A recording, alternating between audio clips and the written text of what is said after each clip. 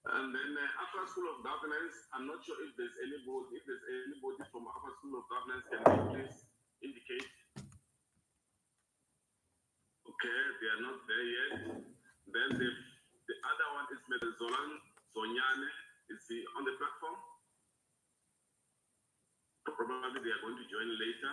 Yes, I am. Oh, you are? Okay, no, thanks. And then Citizens Parliament, I think I've seen Mr. Matomela is on the platform.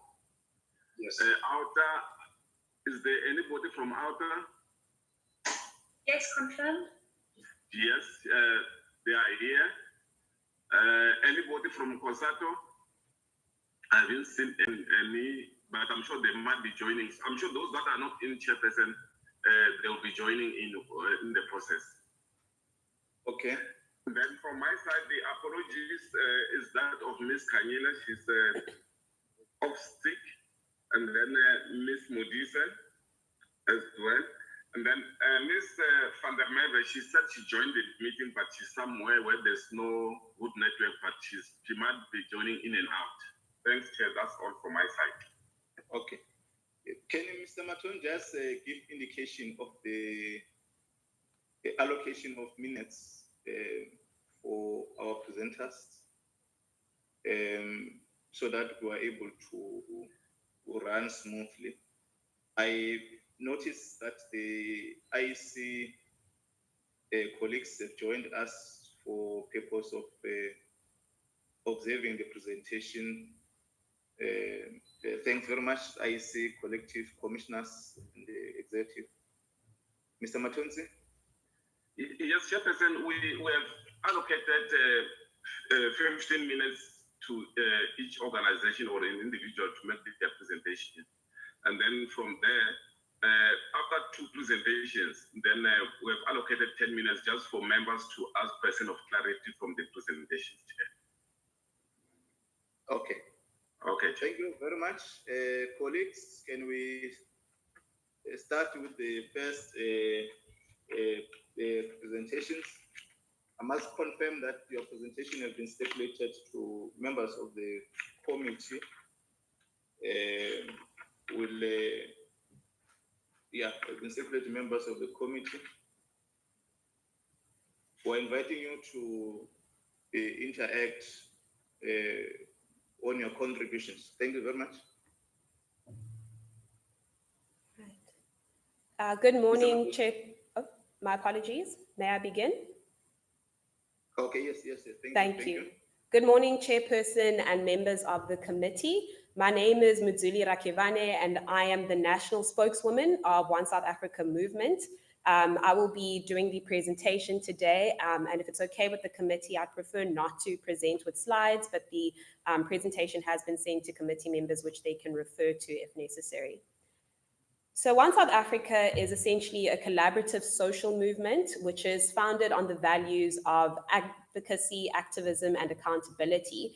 And our central goal is to actively work towards a South Africa which is no longer at the mercy of a broken system of party politics. So in aid of this goal, OSA is committed to engendering meaningful and substantive change, specifically in the sphere of electoral reform.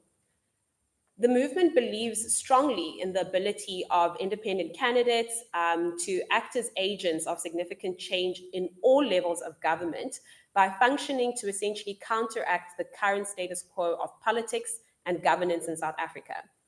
Independent candidates, by their very nature, are elevated into positions of power and influence, not by internal political party wrangling, but solely by the will of the people. In many ways, independent candidates are arguably the physical manifestation of some of the most important values of democracy as a philosophical ideal. Realizing and facilitating electoral reform that is accountable is core to the business of and the function of One South Africa, and this is why we are in front of you today. Chairperson, I'd like to begin by reminding members of this committee and the people of South Africa as to why we are here today. We are here to consider what is arguably the single most important piece of legislation before Parliament since the dawn of our democracy. It's a task that ought to be undertaken sincerely, soberly, and seriously. South Africans sitting at home and at work today know that the political system in its current form is simply untenable. Instead of Parliament being filled with 400 representatives of communities, it is filled with 400 politicians who are loyal to and protected by the political parties that deploy them. So what this does, it creates an iron curtain that stands between the people and their representatives in Parliament.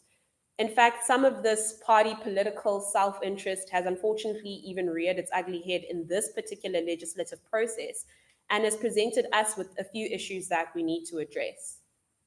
The first is with regards to the discarding of the Honorable Lekota's private members bill, which I'll refer to here as the People's Bill. It's unfortunate that already, before the South African public have been given a voice and a choice in the matter, Parliament has already taken steps that are at odds with democracy and essentially exposed the deep conflict of interest that remains a threat to the implementation of this extensive reform. Our suggestion is that we need to bring back the People's Bill into the discussion. It's unfair to remove the option from the public participation process and to do so for what can only be described as bogus reasons. As will be demonstrated later in my submission, many of the constitutional issues in the amendment bill are actually addressed by the People's Bill.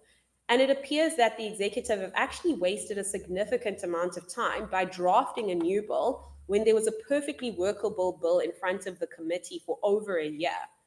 Now, the reasons given for undesirability of the People's Bill are unmeritorious and not convincing. The committee firstly presumed that there would be a need for extensive new demarcation to facilitate a constituency-based system. Now, the People's Bill specifically proposed using existing demarcations in order to save time and to save money. We need to know whether or not the committee actually consulted the demarcation board about the implementations with regards to cost and time, with regards to a constituency model, before deciding that this was too great a task to take on. The committee took exception to the use of technology, but this, quite frankly, is just not material to the specific bill that renders the entire thing undesirable. In the first instance, technology is not avoidable. It is inevitable, and our electoral system must embrace progress and not avoid it. This is a lesson we should have learned from elections in the time of COVID. Now, the issue raised by the committee could have been actually rectified by excision of the clauses that they took exception to. However, they chose to take a chainsaw to a medical procedure. Rather than making incisions, they have chosen to cut down the entire bill. Now, the second issue pertains to time. Much of the committee's apprehension against adopting substantive changes to the Electoral Act concerns time. But the committee also needs to account for the time that it wasted by deciding not to work on the Lekota bill from the onset. It's really disheartening that after 18 months of moving at a snail's pace, the committee has already resolved to approach the Constitutional Court for an extension to the court order deadline of 11 June 2022, with not much to show for the time that has already passed. It's our sincere hope that this application for extension is not merely a delaying tactic to buy enough time that will actually prevent substantive electoral reform from being implemented by the 2024 elections. I must also say here that it really is disingenuous to frame the discussion around electoral reform as one that only started 24 months ago. Firstly, the current system that we have was always supposed to be transitional. It was never prescribed for long-term use. The second is that there have been a number of commissions over the last 20-odd years calling for electoral reform and proposing alternative constituency-based systems. In 2002, President Thabo Mbeki established a task team led by the late Freddie van Zyl Slabbert. They released the majority to report in 2003, which proposed combined constituency and proportional representation models.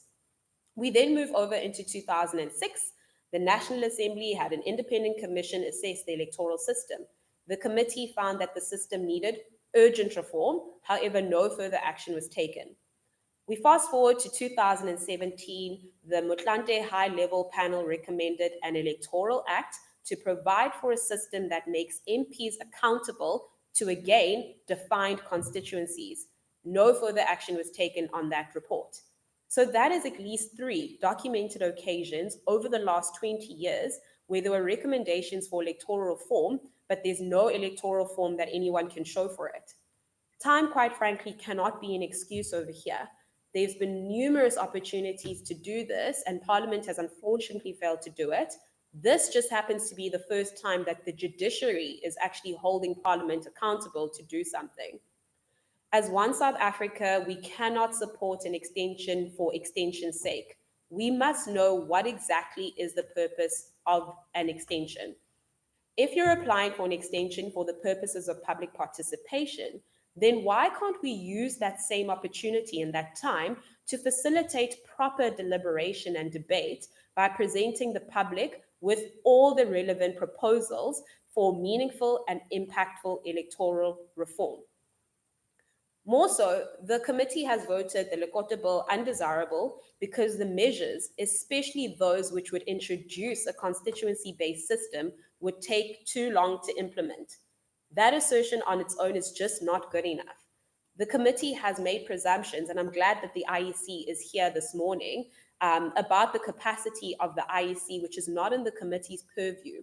We need to hear from the IEC about their capacity and whether or not they'll be able to legislate and facilitate certain reforms in time for the 2024 election.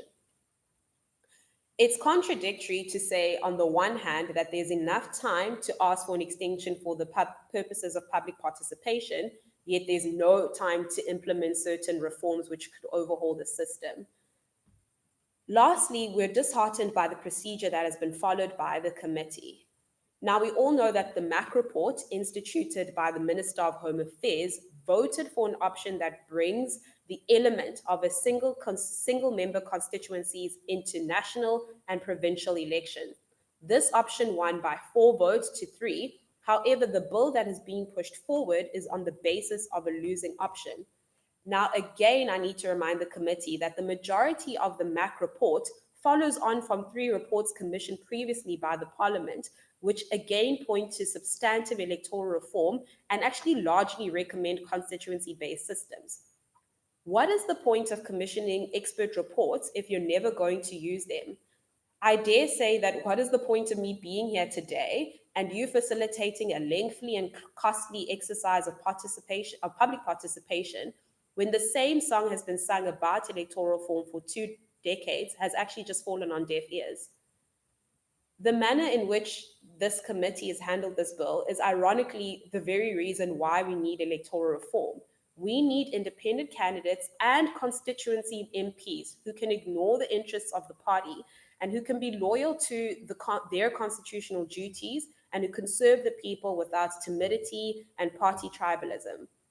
Our system is inherently suffering from low levels of accountability, from slow levels of policy making, and from low quality representation. And the people of South Africa know that, and they know that electoral reform is more than ripe already, actually. So aside from the holistic transformation measures that the bill just fails to address, namely a constituency-based system, there are 4 constitutional issues that need to be addressed before this bill goes any further. The first issue pertains to the discarded vote. Now, an independent candidate will be allocated a regional seat if they receive enough votes to meet the first or the second quota of votes per seat in the region in which they are standing for office in the first or the second rounds. So should the independent candidate receive surplus votes, then those votes will be discarded.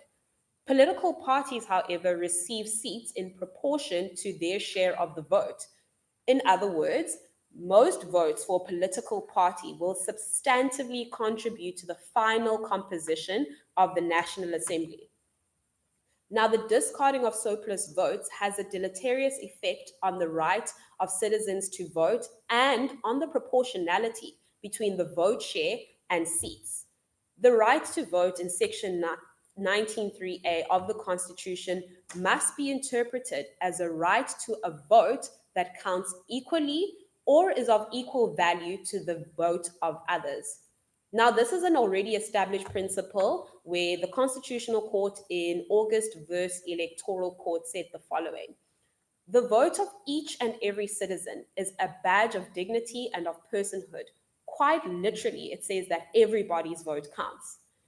In a country of great disparities of wealth and power, it declares that whoever you are, whether you're rich or poor, exalted or disgraced, we all belong to the same democratic South African nation, that our destinies are intertwined in a single interactive polity. Now, equality of effect is closely linked to proportional representation. Full equality of effect can only be achieved through a pure proportional representation system. However, the Constitutional Court in New Nation was very clear that this is not the only system that is constitutionally compliant.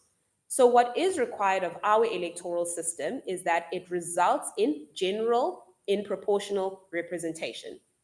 And the discarding of surplus votes diminishes the proportionality of our electoral system. It isn't clear at this juncture whether or not that leads in and of itself to an unconstitutional level of disparity between vote share and seats.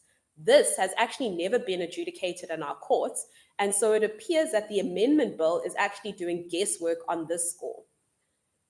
Wasted votes may be an unavoidable consequence of the accommodation of independent candidates into our electoral system.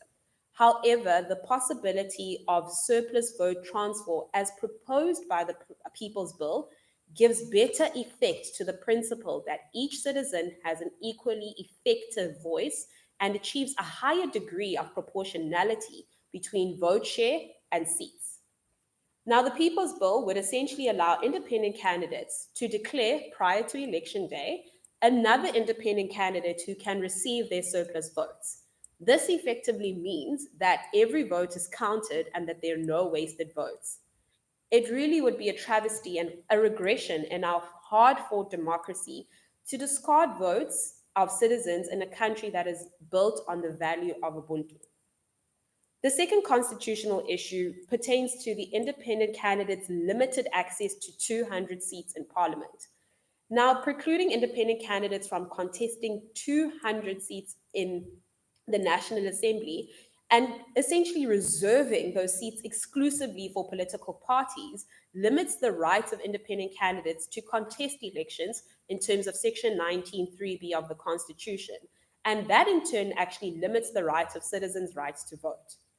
The net effect of the amendment bill is this: an independent candidate will not be able to win a seat in the National Assembly despite them having significant support from the electorate, albeit spread across the nation instead of concentrated in one region, and despite receiving sufficient votes to meet the quota of votes per national to national seat. So political parties and their supporters actually don't suffer from the same disadvantage. A political party that does not obtain sufficient votes to win any regional seats will still be able to obtain a compensatory seat in the National Assembly, but an independent candidate, literally with the same amount of votes, would not gain a compensatory seat in the National Assembly. This is plainly not an equal opportunity to contest the elections. Conversely, the People's Bill allows independent candidates to contest all 400 seats of the National Assembly.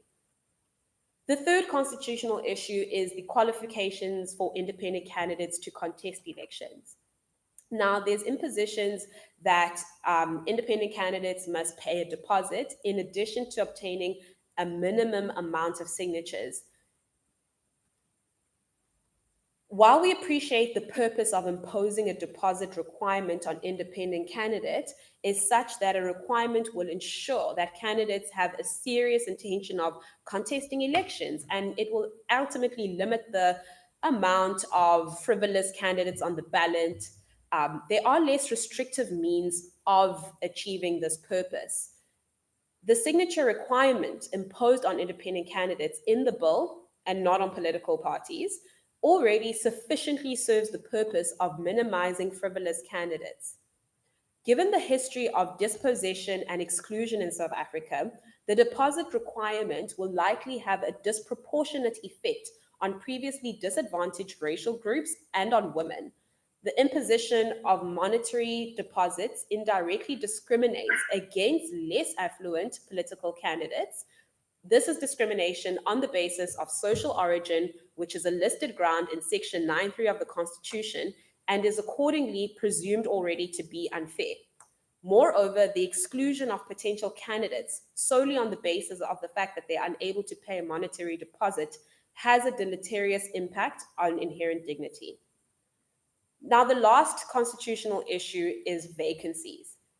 In the amendment bill, in the event of a vacancy in a legislature of a seat allocated to an independent candidate, the Electoral Amendment Bill provides that the seat will not be filled until the next election, leaving the seat of an independent candidate unfulfilled in the event of a vacancy actually deprives the voters who elected that particular candidate of representation in the legislature. In DeLille versus the Speaker of the National Assembly, the Western Cape High Court emphasized, that the importance of representation of citizens in the National Assembly. It is therefore critical that the amendment bill finds ways to ensure that vacancies are filled. The People's Bill presents multiple ways to resolve this, which largely actually emulate existing practices already followed at local government level. For example, the death of an independent candidate would simply trigger a by-election. We urge Parliament to seriously correct those constitutional defects in order to avoid a court challenge and further present delays in a already slow-moving process. To not do that would actually jeopardize the national election in 2024, which is detrimental to a functional and stable democracy. The public has not had an opportunity to engage properly with the People's Bill, which is a perfectly viable alternative to the Executive Bill. And it also directly resolves the constitutional issues that are contained in the Executive Bill. We suggest that it makes procedural sense to have the public participation process on both of those bills at the same time, so that one bill will emerge from this process. That is our submission for this morning. We will remain on the call to answer any questions regarding the People's Bill, regarding the constitutional issues on the Executive Bill, and any further questions that the Portfolio Committee may have. Thank you. Thank you very much. I was also allocating you extra 5 minutes. Are you done? I am done. Thank you for the indulgence. Thank you. Thank you very much for the submission and your contribution to the issues you have raised. Members of the committee will touch base as we interact with the process. The